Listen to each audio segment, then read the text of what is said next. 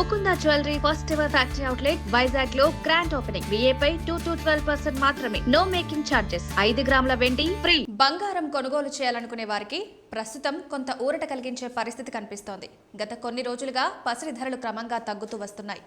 అంతర్జాతీయ పరిస్థితులు, ముఖ్యంగా పశ్చిమాసియా ఉద్రిక్తతల నేపథ్యంలో బంగారం ధరలు మరింత పెరుగుతాయని చాలా మంది భావించారు. ముఖ్యంగా ఇరాన్, ఇజ్రాయెల్ మధ్య ఉద్రిక్తతలు పెరగడంతో పెట్టుబడిదారులు సేఫ్ ఇన్వెస్ట్మెంట్గా బంగారం వైపు మళ్లుతారని మార్కెట్ వర్గాలు అంచనా వేశాయి. అయితే ఆ అంచనాలకు భిన్నంగా ప్రస్తుతం బంగారం ధరలు తగ్గుముఖం పడుతున్నాయి. గత 5 రోజులుగా పసిడి ధరల్లో క్రమంగా తగ్గుదల కనిపిస్తోంది. హైదరాబాద్ మార్కెట్లో 10 గ్రాముల 24 క్యారెట్ల బంగారం ధర ప్రస్తుతం సుమారు 1,62,110 రూపాయల వద్ద కొనసాగుతోంది. అంతకుముందు ఇది 1,62,880 వద్ద ఉండగా ఒక్క రోజులోనే దాదాపు 770 వరకు తగ్గింది. అదే సమయంలో 22 క్యారెట్ల బంగారం ధర కూడా తగ్గింది. ప్రస్తుతం 10 గ్రాముల 22 క్యారెట్ల బంగారం ధర సుమారు 1,48,600 వద్ద ట్రేడ్ అవుతోంది.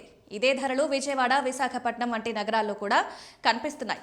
ఇక బెంగళూరులో కూడా బంగారం ధరలు ఇదే స్థాయిలో కొనసాగుతున్నాయి. అక్కడ 24 క్యారెట్ల బంగారం ధర సుమారు 1,62,110 రూపాయలు ఉండగా 22 క్యారెట్ల బంగారం ధర 1,48,600 వద్ద ఉంది. దేశ రాజధాని ఢిల్లీలో కూడా బంగారం ధరల్లో తగ్గుదల నమోదైంది. అక్కడ 10 గ్రాముల 24 క్యారెట్ల బంగారం ధర ప్రస్తుతం సుమారు 1,62,260 వద్ద ఉండగా నిన్నది 1,63,030 వద్ద ఉంది. 22 క్యారెట్ల బంగారం ధర 1,48,750 వద్ద ట్రేడ్ అవుతోంది.